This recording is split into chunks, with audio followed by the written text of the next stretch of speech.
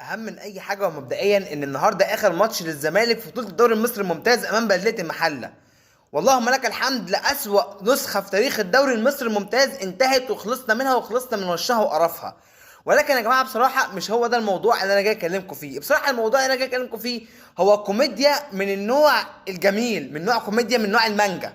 محمد صلاح النهارده الهدف مع فرقته، احتفل بشعار نادي الزمالك. راجل جاب جول عادي جدا، احنا متعودين على كده. احتفل احتفال شبيه بشعار نادي الزمالك او برسمة شعار نادي الزمالك. الله اعلم بقى ايه في القلوب، لا يعلمها الا الله سبحانه وتعالى، يعني الا لم يكن محمد صلاح يطلع ياكد هذا الكلام بقى بعد الزيطه دي كلها.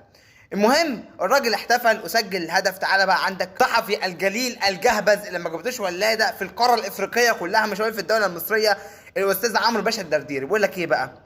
يا سلام، صلاح قدامهم ناصر منسي.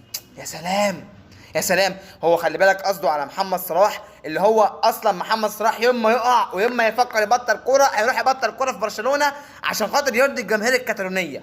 واخد بالك على كده؟ مش هقول الزمالك المصري، تمام؟ وفي واحد اخر بيقول لك ايه بقى؟ صلاح يحتفل بشعار نادي الزمالك بسبب خير الزمالك اللي عليه. يا ابني خير الزمالك اللي عليه ايه؟ الراجل راح يختبر في الزمالك، قول له يا ابني انت عندك تقوس، روح اجري يلا، وجابه مكانه سيد قطه. واخد بالك انت ازاي؟ فاكيد يا جماعه انتوا بتهزروا. وصفحات نادي الزمالك بقى الرسميه اللي قاعده عماله تنزل بقى محمد صلاح يحتفل بشعار نادي الزمالك والكلام ده كله.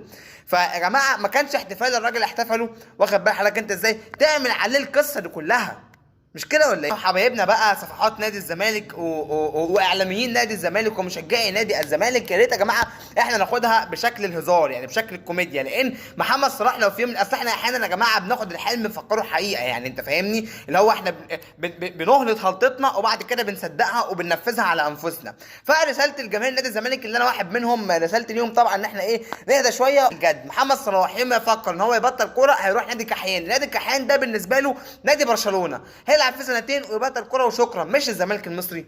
السلام عليكم.